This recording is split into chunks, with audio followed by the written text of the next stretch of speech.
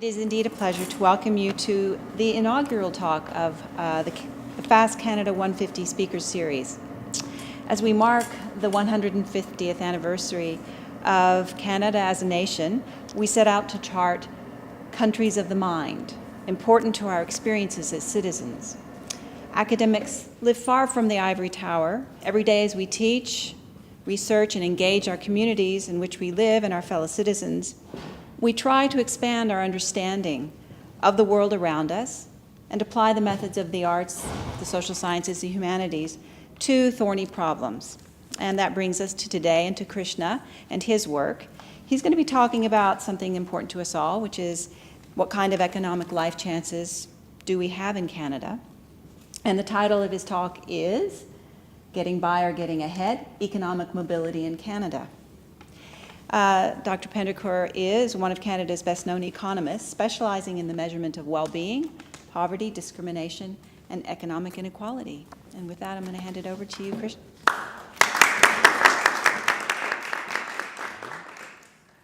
Well, it's a pleasure to be the inaugural person in this lecture series. And it's fun always to talk about inequality because I've been doing it for 20 years and it just keeps being fun. So what I'm going to do in this talk is I'm going to show you a bunch of graphs because that's what's fun.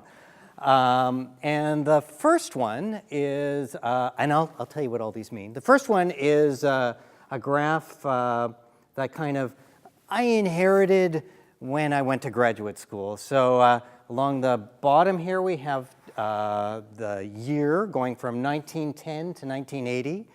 Which tells you how old I am, because that tells you when I went to graduate school. And then this is a percentage. It's going from 0 to 28%. And it's the fraction of all income that goes to the top 1% of the population. So this is a popular thing to measure, in part because of the 99% movement kind of got us thinking about what we have and what they have. It's also something interesting to measure because it is measurable over a long period of time. We can measure this object using tax data because in the early part of the 20th century, in most countries, only rich people paid taxes. So they're the only people you could hope to learn about, whose incomes you could hope to learn about from data. And so the 1% is, the income share going to the 1% is a kind of an interesting object for a couple of reasons. One is it's measurable over a long period and over lots of countries. And the second is it's got a natural metric. What fraction of all income would the 1% get, the top 1%, if income was shared equally? Come on, guesses. 1%. So in 1910, they got 18%. That's 18 times their share. So this metric has a natural expression and a natural indignation. Right? 18 times their share. You got to shout it. This era here, 1910, 1920s, that's, you know, Leonardo DiCaprio and that big fancy building and all the dancers. It's the robber baron era leading up to here and the Gatsby guy and all that. And then the early 30s is the cataclysm of the Great Depression in the United States. This is a picture of the United States, but it's the United States, it's around the world. This is an enormous economic event. Unemployment rates in the United States and other countries hit 30, even 40%.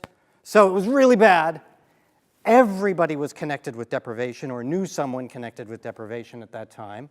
And an enormous social, economic, and political change happened in that period. The entirety of society in pretty much all rich countries reorganized to move away from delivering the fruits of the economy to the very rich to, slowly but surely, delivering it less to them. So that fraction goes from 18% in 1930 to about 8% in 1950.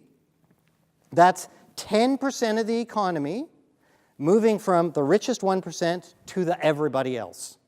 So this is a big change. And it stuck, right? It stayed that way in the United States right up to about 1980. And this led to this chunk of data right here is what a famous economist named Simon Kuznets had access to. And he came up, well, I don't think he actually named it the Kuznets curve. By the way, when you get a curve named after you, that's when you know you got it made in this life. So the Kuznets curve is this idea that inequality may be high in industrial economies for a while, but then after a while, things get better and inequality drops. This is the Kuznets curve idea. It's an idea of capitalism naturally delivers equality. Okay? So then this is what happened after. So after, this is just extending the horizontal axis from 1980 to roughly the present, and we see that there was this period of low inequality in the United States. I'm going to show you a picture of the rest of the world in a little bit, and it lasted a long time. It's 40 years. That's 2 generations. This is the good old days that Trumpies are thinking about. There was something good about the good old days, unless you were not white or a woman. But this is a real thing, and it's giant. You know, the difference between 18% and 8% is giant. 10% of the economy, if we express that in current dollars, the U.S.'s economy is $14 trillion a year. That's taking $1.4 trillion and dragging it, extracting it from the rich and spreading it among everyone else. It was not necessarily done through government or taxes and transfers. It was just what resulted from the functioning of the economy in these periods. Anyway, it kind of wore off, and now we're back. So this is a very striking picture because this is just as unequal as it was by this metric as it was in the Gilded Age. And over a shorter period of time. Yes, we can draw that. We can draw this picture backwards another century for some other countries like France, and it's just high throughout. And that's what led Piketty to think. So if I did this for France, it would be like that. It'd be like yeah, and then drop. And that's what leads Piketty to Thomas Piketty got famous 3 years ago with a book called Capital in the 21st Century that sold like 100,000 copies. He gets €9 a copy. So this is a huge socialist writing a book on how terrible inequality is, and he's sitting on 900,000 euros. He's French. He turned it into cigarettes. So his view is the opposite of Kuznets' view. His view is that capitalism's natural tendency is to deliver tons and tons of inequality unless something like an enormous social change happens, workers and the bulk of the people take control of economy and society and redirect the orientation of the state and political economy to delivering stuff for them. So Piketty's view is this is unnatural but desirable, and this is the norm. So, and Piketty, with his co-authors Emmanuel Saez and Gabriel Zuckman, have new work that does an even better job of characterizing these income shares and can characterize income shares of other quantiles of the population. Here's the revised estimates from 1962 to 2014. These are the top income shares, and you notice that they're above 20 here. That's because they figure out how to do a better job with capital income. Rich people get a lot of their income from their investments. That's what capital income is. And you revise upwards to close to 22%. Sorry, I was on the wrong one. These are the good old days. So they were a little richer because that other graph had them at 8%, and this has them at more like 9, 10, 11% up to the early 80s, and then up to 20% now. This is the bottom 50%. And in the good old days, the bottom 50% were absorbing 20-ish% of national income, and it's fallen to 12%. And this picture is an awesome picture because it is saying what you think it says. You're looking at this and thinking, hey, look, the rich picked up 10 percentage points of national income. Where'd they get it?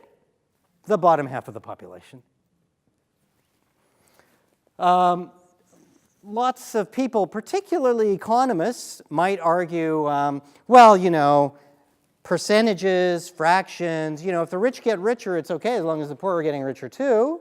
But that's not what happened. So this is the average income of people in the top percent of the population in the United States, again from Piketty, Saez, and Zuckman.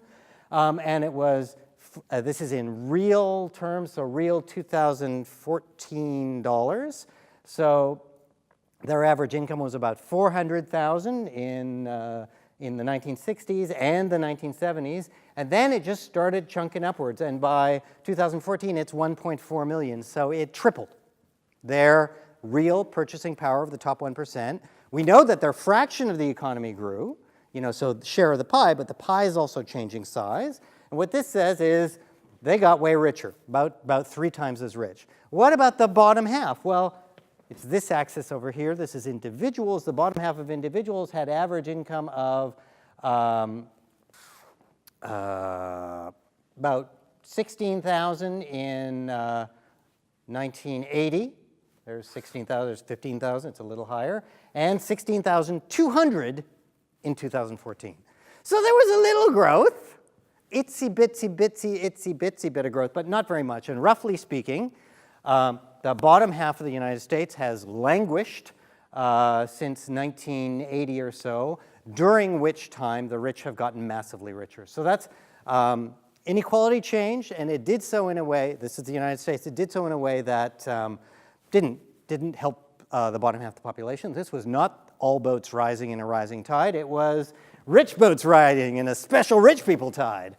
Okay, so now I promised earlier that I would tell you something about the rest of the world. And the case I want to make here, there's a lot going on in this, don't worry. 1886 to 2006, it's the same kind of long period of time. This is 5% to 23%. This is the 1% share. There's a bunch of countries, I'll tell you what they are. But the lesson from this picture is that this rise in inequality since 1980 is not universal. So we look, so the countries here are the US, UK, Japan, Italy, France, and Canada. I'm not even going to tell you who's who for a second, because in this period, they were all kind of really high inequality. All these countries had, you know, 16, 17, 18, 19% of national income going to the top 1%. And that period is the period leading up to the Great Depression. The Great Depression was a worldwide economic catastrophe, and that catastrophe prompted a worldwide reorganization of the degree to which governments manage capitalism, and the degree to which individual people have moral codes that tell them things like, well, you know, if you're a CEO, you shouldn't be making like 100 times more than your workers. Your workers are part of your family, blah, blah, blah, family, blah, blah, blah, 10 times. Stuff like that. There was a set of social norms, political realities, and laws that went along with this reorganization, and everybody did it. So again, I don't have to tell you which countries which. All these countries had a really big decline in the 1% share after the Great Depression, but transitioning through the Great Depression and World War II, and it stayed low till 1980 or even the early 1980s, and then stuff started changing. But look at these bottom ones. Which countries are these? Because these are countries where, yeah, the top income share went up, but hardly much. You know, this bumpy-looking one is, the circly-looking one is France. This is Italy. This is Japan. Germany follows roughly the same trend. Austria the same. Switzerland is more like these guys. But you know, a lot of continental Europe is following this path of, well, not much increase in inequality by this measure after 1980. Canada is the circles, and Canada is between the United States, outlier and everything, and continental Europe, and Britain is along with us in the middle there. So Canada, we're kind of half as much. The income share of the rich went from 8% to about 14%. That's a 6 percentage point increase, and you recall it was roughly 10 in the US. So it's about half as big an increase. These are gross incomes. This is not speaking to what government is doing with income or how government redistribution is happening. This is just the gross income of the rich. By gross, I mean pre-tax. So, you know, this rising inequality is not universal, and that's a really important lesson because most of the time we blame inequality on like technological change or maybe globalization of markets. Well, hardly anybody is more globalized than Germany, and they're absorbing all the same technical change as everybody else, but they did not have this giant increase in inequality. So the drivers of technical change are very common across rich countries, but the responses in the gross income distribution, that is the pre-tax distribution, are not the same in every country. And that should suggest to you that we have policy choices to make here that matter, that cause us to be on this path versus this crazy-ass path. So I promised to talk about mobility. One reason to talk about mobility is that you can't get everyone on board with caring about inequality. Lots of people are like, you know, oh, well, why, you know, inequality only matters because of envy, and envy is like uncool, so maybe don't care about inequality. But lots of people can get on board with caring about mobility. Mobility, as I'm going to talk about it, is the degree to which one's own economic circumstances is like one's parents. In a very mobile society, your parents don't need to be rich for you to be rich. You could be rich if just whatever, you get rich. Maybe you're awesome. In a very immobile society, poor people have poor children, rich people have rich children. So what I've got here is the degree to which poor people have poor children and rich people have rich children. It's the correlation between parents' economic outcomes and children's economic outcomes. This is a measurable object, and this is from a lovely paper by Miles Corak at the University of Ottawa. And then over here is income inequality. This is not the metric that I was showing you before with the 1% share. This is a different inequality measure called the Gini coefficient. But you don't need to know what that is. All you need to know is that when it's a big number, things are quite unequal, and when it's a small number, there's less inequality. And those of you who know anything about distributions around the world, if I were to ask you where are things more equal, people are going to say Scandinavia. And there's Scandinavia, Finland, Norway, Denmark. These are low numbers in this axis of income inequality. United States and United Kingdom, high numbers. The span here is like 15 points. So 15 points on the Gini coefficient on this inequality index was going to come up again, that's why I'm defining it, is the whole distance between the most equal countries and the least equal countries. You know, like Brazil, be out here maybe at 40. So this scatter plot shows where countries are located in terms of how unequal the distribution of income is. That's this way. And this way, it's how mobile, how much economic mobility is there, which is more mobility this way, downwards, less mobility upwards. It's less mobility if your parents' income is more important to your life circumstances. And that's what going up there is. So the United States and the United Kingdom, you know, this is like Downton Abbey. Their children are rich. And the United States are the high inequality, low mobility countries.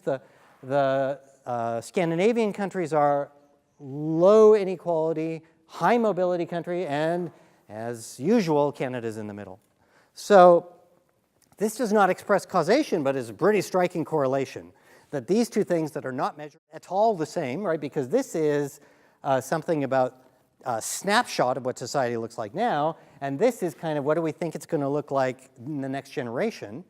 They didn't have to be correlated, but they are. The fact that the scatter plot is kind of tilted is that correlation.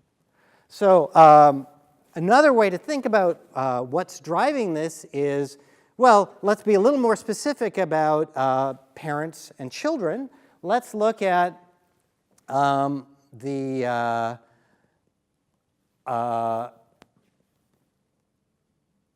distribution of earnings of sons born to rich people. Okay, so in the United States, this is the bottom of the income distribution. So this is the the density or amount of sons of rich people who end up at the bottom of the distribution, and this is the top of the distribution. The dark bars are America.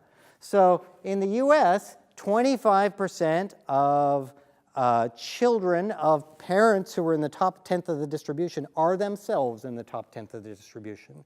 If there was perfect mobility, that fraction would be 10%, because it's a top 10th of the distribution. And 3% are in the bottom 10th of the distribution. And if there was perfect mobility, 10% of them would end up there too. But there's not perfect mobility. This is tilted in favor of the top of the distribution. The red bars are Canada, still tilted in favor of the top of the distribution, but less so. And this difference in magnitude is pretty large. This is 18%, this is 25%. So this is another way of expressing how much mobility there is in these two countries. And, Canada's more mobile than the US. So you might ask yourself, well, why? Like, what is driving this difference in mobility? And this is another scatter plot from Miles Corak. And here we have, here again is that correlation between parents and children's incomes. And if that correlation is high, there's not much mobility. And if it's low, there's lots of mobility. So lots of mobility, not much mobility. And here we have a measure of the college earnings premium. And what that is how much more money you're going to make if you have a college degree in comparison to if you don't. And in Canada, you're going to make not 130 times, however much you might wish it, 1.3 times. So you make 30% more if you have a college degree in comparison to if you don't. In the United States, it's 70% more. And what this says is that those places where college really pays off are those places where there's not much mobility. And it just so happens that these two places where college really pays off are two places where it really pays off and is really expensive. And these places, Norway, Denmark, where it's hardly even worth, in Norway, of course, you can get out on the oil fields without a high school degree, but you may as well get one. It doesn't really matter. Come on, play it Norwegian, live it up. These guys have a very low return to university education, but they also have very high mobility. So this is suggesting a causal mechanism for the previous picture, which is that rich people have the means to get their kids into good schools, and those good schools have a really big payoff. Now, if you go to these places, good schools don't hardly have any payoff, so it doesn't matter. So that's kind of the moral to that. Another possible mechanism for social mobility is that if your daddy works for ExxonMobil, then he's going to be Secretary of State. Then maybe you'll get to work for ExxonMobil, and it's a good place to work. So the idea is maybe that the mechanism is that rich parents get their kids good jobs in the firms that they work in. So weirdly enough, it turns out that firms are hereditary. This gives the fraction of sons currently or sometime employed in their father's major firm, the firm that their father worked for most of their life. So it could be as high as 100% if everybody worked in their parents' business, like, Britain in 1500, then it would be 100%. And if everybody was just going out there and following their dreams, it'd be like 2 or 3%. So in Canada, it's about 45%, which is a surprisingly high number. I think it's a surprisingly high number, and I have some complaints about how it's measured. But this asks, how rich is your father? And what this tells you is, it's a surprisingly high number, but up to about the 80th percentile, up to the top fifth of the distribution, it's roughly the same fraction, 45%. And then, as you go up to the very tippy top of the distribution, it's 70% of sons work in their father's firms. And so what this says is that at the tippy top, of the distribution, there's more heredity in firms. Now, this wouldn't matter if firm allocation didn't matter, right? I mean, if it didn't matter what firm you worked for, then this would be sort of, well, it'd be a weird thing. But this is I couldn't believe this result. So this is by a bunch of guys at Stanford and the Bureau of the Census in the United States. This is American data. This right here gives the 30-year change in income for different percentiles of the distribution. So over here at the first percentile, the bottom 1% of the distribution, the 30-year change in income from 1982 to 2012 was very small. There's 0, right? It was like, 3%. That corresponds to that bottom 50% thing where there was no gain. And actually, as I move out through the distribution, I get to the 50th percentile, and it's still a very small gain in income. And then as I go up to the top, the gain is like 6 times as large. So this is another way of expressing the very first, maybe the third or fourth slide, where I showed you that the rich got richer much faster than the poor got richer. So this degree, this gain over that 30-year period is a really big gain. So this is individuals, this is people. This is averages in firms. Now, put the firms in order and ask what happened to the average income of the bottom firms in 1982 over the next 30 years. What happened to the average income in those firms? What about the top firms? The bottom firms, hardly anything, all the way up to the median of firms, nothing. Then the top firms, there was enormous wage growth. And in fact, it's practically the same thing. It's practically the same graph, which means that firms, the allocation to the firms, essentially drives all of the increase in inequality in the US. So that means, if we put these together, it means inequality is correlated with low mobility. So low mobility is correlated with inequality, with high inequality. And there are a bunch of mechanisms. Education might cost a lot and deliver a lot. And so if you want to get that education, you better have yourself some rich parents. Firms are hereditary. You get an in to firms if your parents work for that firm. And firms are incredibly important to the distribution of income. So I think I'm supposed to stop, so I'm going to stop.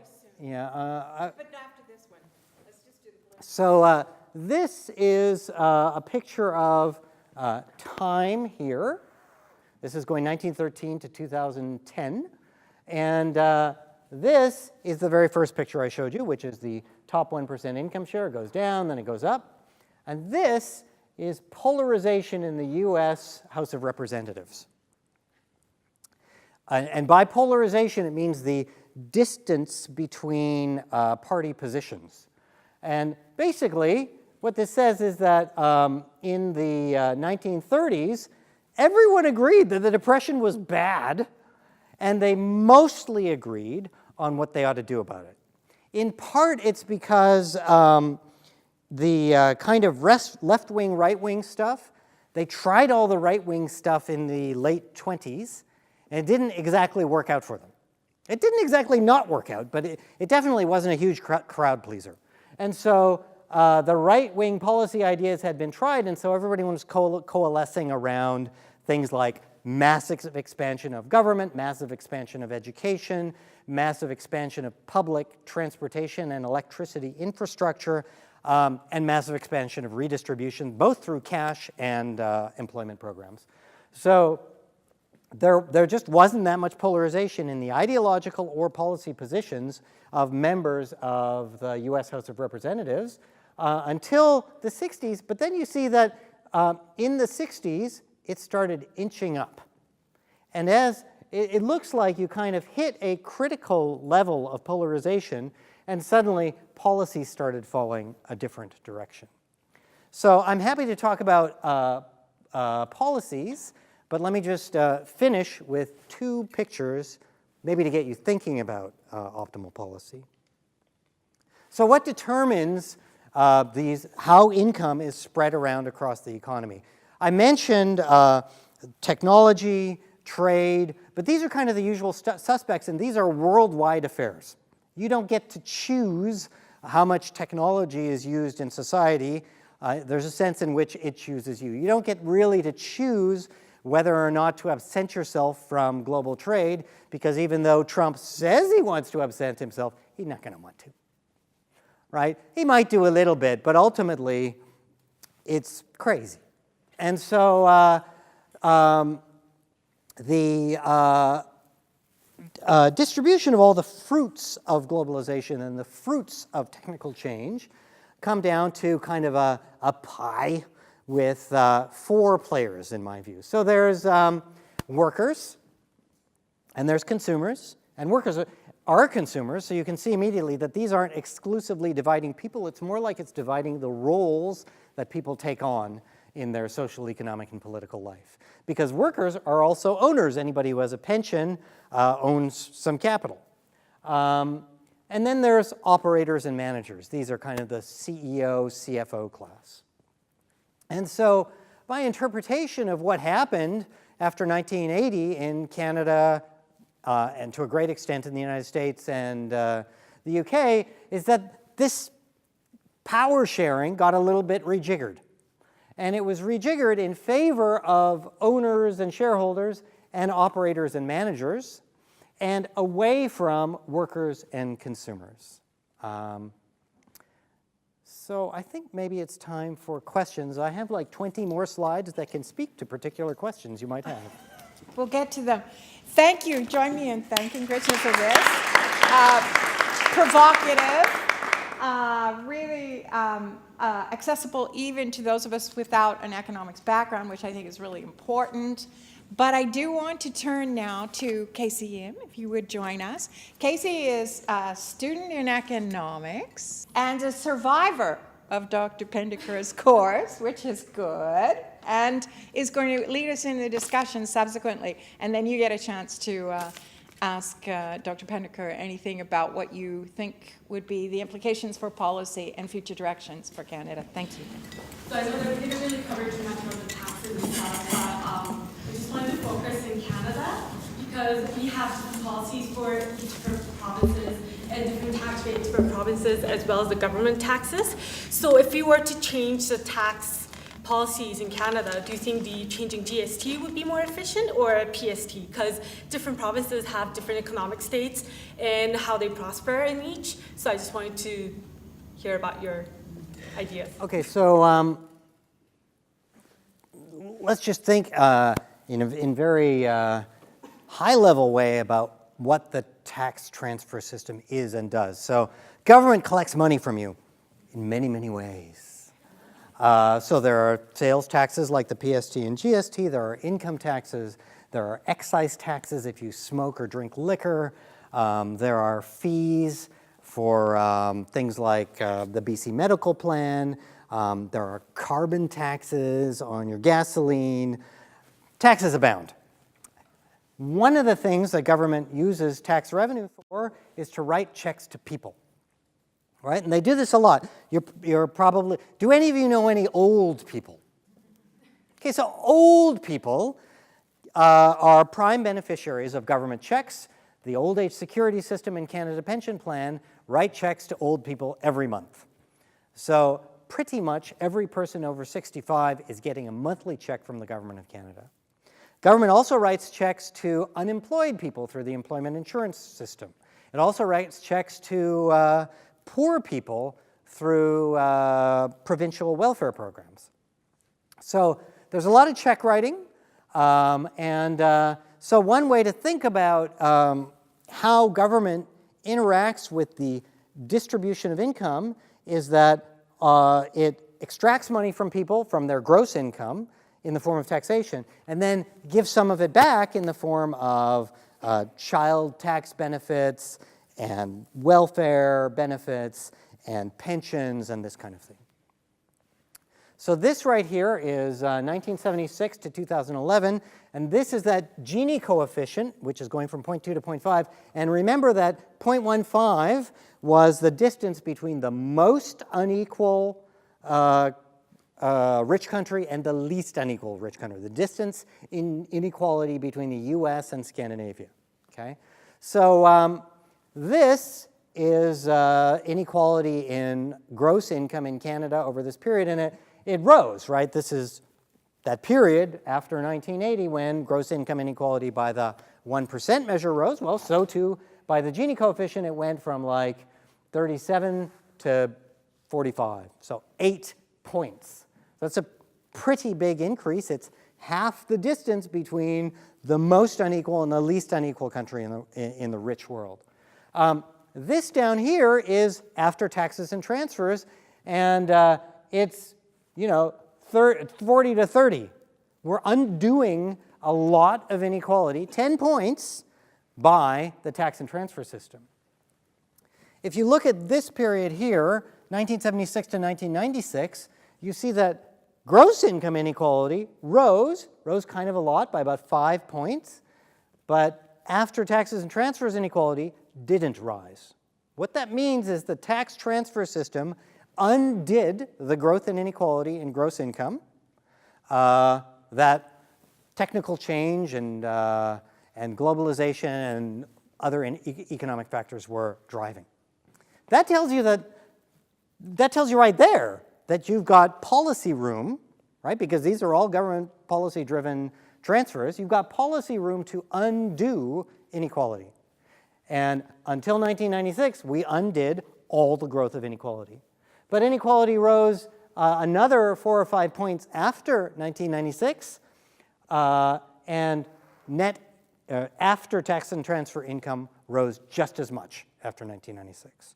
And what that means is that prior to 96, we basically used policy tools to undo the growth in inequality, and after, we didn't.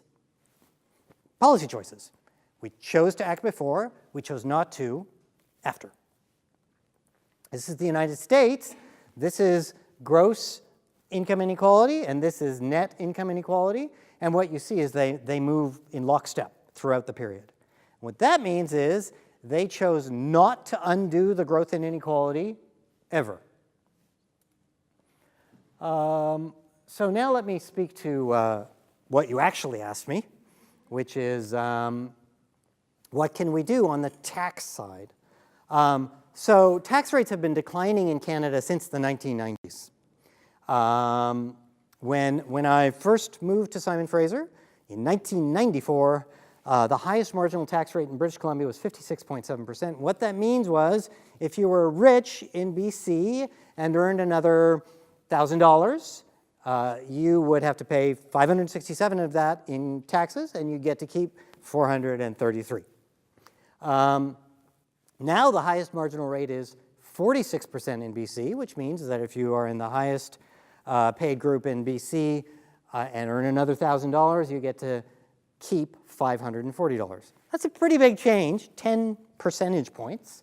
And it's not just a BC-only thing, although we have been leaders. This has been Canada-wide and worldwide, provincial and federal. Even in tax-loving Quebec, tax rates have fallen since the mid-90s. The thing is that taxation supports these transfers to people. That's one of the things we do with tax money. But another thing we do with tax money is we spend it on stuff, real things, goods and services, education, public health care, roads, policemen, stuff like that. Those things are things that kind of every individual in society consumes kind of the same. We all get to consume our streets. We all get to go to public school. We all get to have an infrastructure that roughly works. So they're paid for by taxes that tax the rich more than the poor, but they arrive in people's consumption kind of equally. And what that means is that since taxation is spent in large measure on these things that kind of are experienced equally by people, cuts in taxes are regressive because if you cut the revenue, you've got to cut the spending, which we also have done since the mid-1990s, consistently, every province and the feds and pretty much every rich country. No, that's not quite true. Canada, the United States, Britain, Australia, not so much continental Europe. So those cuts in tax revenue result in cuts in spending, and that together is kind of regressive. It's inequality inducing. I just mentioned that rich people pay higher tax rates than do poor people. That's a progressivity. That's inequality reducing. But then we have a weird wrinkle in that, and that is that capital, the income that you get, capital income, the income that you get from investments, is taxed lower than the income you get from work. And since workers get more income from work than they do from their investments, this is kind of regressive. Consumption taxes in Canada feel high compared to when you're shopping in Oregon, but in fact, they're incredibly low, right? Canada and the US stand out as these weird outliers in having almost no consumption taxes. By consumption taxes, I mean sales taxes. So in Europe, typical sales tax rates are on the order of 20%, in Scandinavia, 30%, in Canada, 5%. This is a tax base that relative to the rest of the world, we underuse. In the rest of the world, we have luxury taxes. We kind of identify things that are sinful and bad because they're for rich people, and then we tax them. But we don't do that at all here. And so there are good reasons. There are some costs to taxing fancy boats. If you tax fancy boats, people will just shift and buy the slightly unfancy boat that's not taxed. So you get weird behavior. But on the other hand, you get some money. So taxing the 1% has similar problems to the taxing fancy boats problem. When you try and go after the very rich, you find that they're so rich they can afford to protect themselves from taxation. So taxing the capital and labor income of the very rich is difficult because they respond by hiring accountants and by hiring political activists who will cause the tax system to be written in their favor. So it's quite difficult. It's not impossible. We do have tax room in Canada. The evidence suggests that the top rate that we could get away with and still extract money on personal income tax would be around 60% in Canada. The US is awesome because nobody ever leaves the US. You could raise it to about 80% in the US. But that means there's a little bit of tax room on the very rich in Canada in terms of income taxes. 46 to 60 is something, but it's not like as much as you might want. Corporate taxation is even worse. Anybody have a guess? Oh, I guess, dang it. Okay, no guesses. But a lot of people find it counterintuitive that the Nordic countries have essentially zero corporate taxation. These are the guys who are supposed to hate firms because they're fundamentally wicked. They don't. They have recognized that if they want to have any firms located in their country, they cannot tax them. So they don't. And they do have firms located in their country. So Canada, not surprisingly, small country, open economy, has very low corporate tax rates and is going to in the future. Doesn't matter that the New Democrats keep saying we should have firms pay their fair share. You cannot make firms pay their fair share, so they're not gonna. Property taxation is another kind of strange thing in Canada in that it's really low. So property, you might think, would be the awesomest thing to tax because it cannot leave the country, and rich people buy property. Both of those things mean that you can tax the rich, and people won't just not own property in response to the being taxed. And yet, in British Columbia, we get about 2% of provincial revenue from property taxes. So it's a strangely underutilized base. So all of that is to say, there are tax bases that we might consider expanding, like property tax and consumption tax are the low-hanging fruit, and then personal income tax, but for the middle of the income distribution is the next lowest hanging fruit. There are always better things that you can do to make things better. better. But I would suggest from what you said that Canada is in the sweet spot because mobility is very high and differences between the bottom half and the top half is high too, which means that if you're mobile and if you succeed and you reach the top, you get a big payoff from mobility. Whereas, say, in France, I don't know about Germany, but in France, mobility is very low, and differences between the rich and the poor is lower, but you're stuck in the bottom. You know? And if you are mobile and reach the top, you don't get to enjoy it much because you don't get to be very rich. Okay, so maybe Canada has a good trade-off between mobility and incentive to become richer. So there are two really important things to think about when you're thinking about how much ought we redistribute. So there's a lot of evidence out there that suggests that if you leave capitalism on its own, it's going to want to deliver a lot of inequality in the light of how technical change has evolved and in the light of how globalization has made technical monopolies very valuable because they can sell their monopolistically produced commodities to a whole world instead of just a country. So both of those go to work together to generate an environment in which there's pressure to make the rich very, very rich. So two things are going to inform how much you want to take their stuff and give it to other people. One is incentives. If we make Facebook guy only half as rich by taking half his stuff, will he be like, oh, I don't want to be Facebook guy anymore, I only got $50 billion. It's probably, so that's a fatuous example because it's hard to imagine the difference between 10 billion and 1 billion in returns actually motivating any change in behavior. But when you get down to the $200,000 a year versus $300,000 a year, you can actually imagine behavioral responses. Even better, you can measure these objects.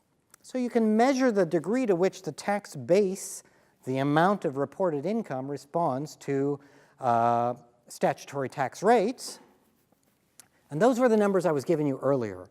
60% in Canada would be about the top income tax rate in the sense that if you tax more, you'll actually get less revenue. But up to that, you'll just keep getting revenue. So then you have a second question, which is, well, you might want to use this revenue to produce public goods, or you might want to use this revenue to put money in the pockets of people who don't have much.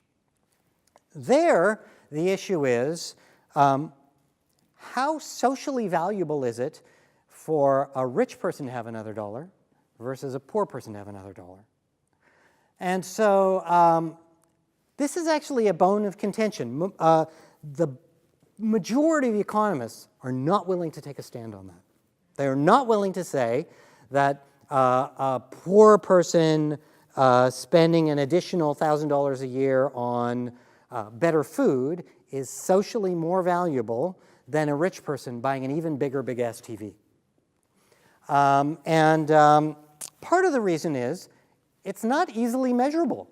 This tax response thing, I can go out and measure that. There are like 1,000 papers in the literature that measure that object. But this thing, how much better is it for the rich dude to have an extra $1,000 than the poor dude to have an extra $1,000?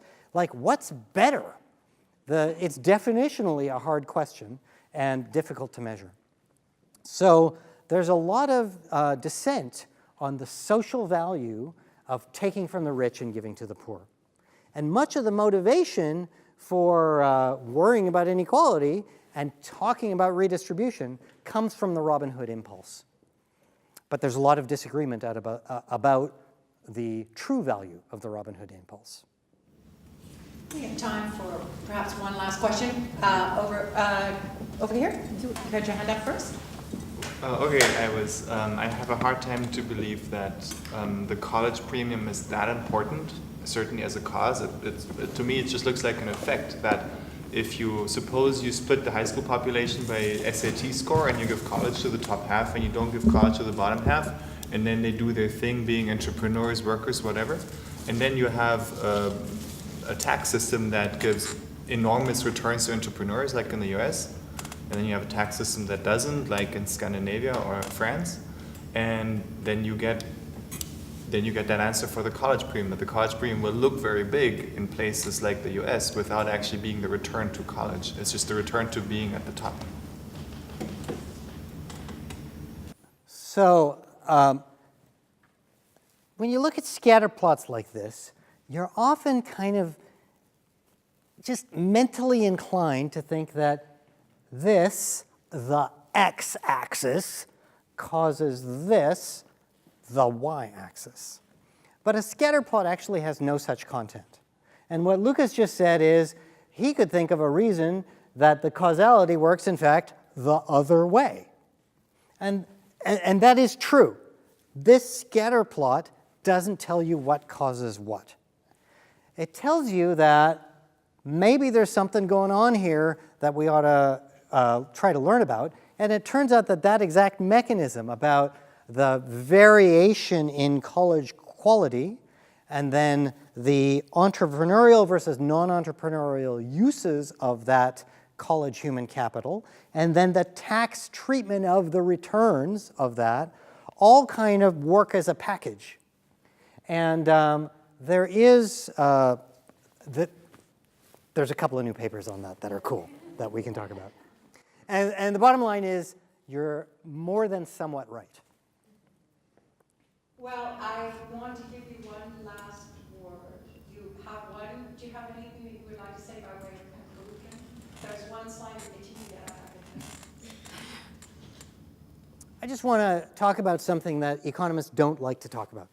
So they don't like to talk about the social value of rich people's money versus poor people's money because it's hard to measure.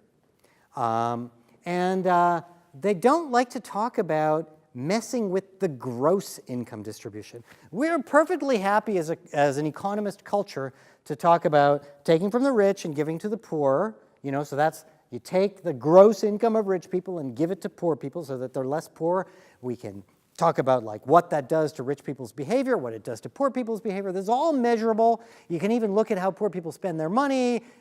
Nicely measurable. But when it comes to should we have rich people, economists shy away from this. So now my own personal belief is that the political economic story in the US went as follows. There was a social contract over the period 1940 to 1980 in which everybody kind of collectively got together and said, we want to have a society where there's not that much inequality, where everybody has a shot, where there's loads of public spending on public good, particularly on public education and public infrastructure. And we hope that this will be self-replicating. Then a bunch of external factors having to do with the dissolution of American global monopolies in things like the production of automobiles, technical change that pushed towards top incomes getting even higher, and globalization of markets that again pushed towards top incomes getting even higher, generated some rich people. And then the presence of rich people, these rich dudes realized, well, in 1980, the highest tax rate in the US on the books was 92.5%. And they kind of thought, that feels high. If only I could buy politicians and make it lower. But of course they could, and then they did. And so a long process of changing the political economic reality of the United States to make it more and more possible to buy the politics, and then with the death knell of Citizens United saying, yeah, totally, we're for sale, was both in line with what the very rich felt as their personal desires, and in line with the kind of evolution of the political economy in the United States. So rich people had a large incentive to buy the politics. They started by buying the political mechanisms that allowed them to buy the politics, and then they went in and bought the politics. And so that's kind of the story. And then you think, well, what's the antidote to that story? This is actually kind of difficult. You have to not have these rich people in the first place. And so let me just mention a few things that you could use to affect the gross income distribution to have less enormously rich people who are disconnected with the needs and desires of the rest of society. The first is rebalancing the economic pie and rebalancing the culture of what is thought to be okay or normal. In Japan, it is still felt to be weird if CEOs are making more than kind of 10 or 20 or 30 times what line workers make. And in the US, in the top 500 firms, the average CEO is making 300 times what line workers make. And in the top 500 tech firms, it's 1,000 times. So that's become okay. That's an okay thing. People can hold their head up high and feel okay in the US, and they cannot in Japan. It feels weird and unnatural. And so we need some of that weird and unnatural here. So this is a social norm that's actually quite hard to attack, but it's one where there's variation across places. One way to strengthen the position of workers is through unions, and another is through workers as active shareholders or directors of firms. In many continental European countries, workers are directly involved in firm governance. It may be through firm ownership, which gives them an ownership claim on the activities of firm, and it may be through directorial roles in firm management, where firms get positions on the boards of directors that may or may not be voting positions, may or may not be ownership claims, but they nonetheless have a role in firm governance. And once you have a role in firm governance, you're going to be a little less on board with the 1,000-to-1 ratio of CEO to line worker compensation. Raising the minimum wage doesn't do much for the tippy top of the distribution because none of these guys are minimum wage workers, but it does push resources into the labor share. So firms have to allocate their total output to compensating shareholders and compensating workers. And for a firm like Walmart, if you raise the minimum wage, that's going to have a pretty big effect on the total spending on workers. So Canada and the United States have very low minimum wages relative to the rest of the world, relative to continental Europe.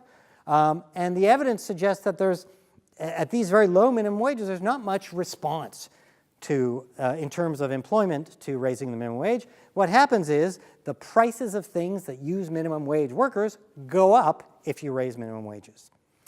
Another thing you can do is tax bequests. You might be surprised to know that the US has more bequest taxation than does Canada. They got death taxes and we don't.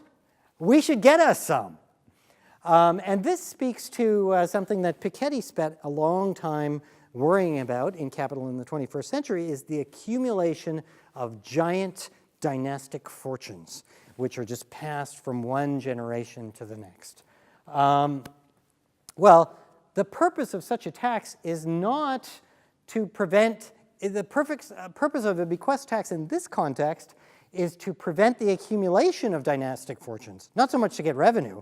Revenue is a potential side benefit, but it's not the real thing. The last thing that I might want to think about, again, this is really outside economics orthodoxy, is that you might want a punitive tax on finance and speculation. But what I mean by punitive is a tax that causes a behavioral response, a tax that makes people think, oh, maybe I don't want to be a speculator. Maybe I should do something else with my life. So, high enough to change behavior. So I'll leave you with that. Thanks for coming.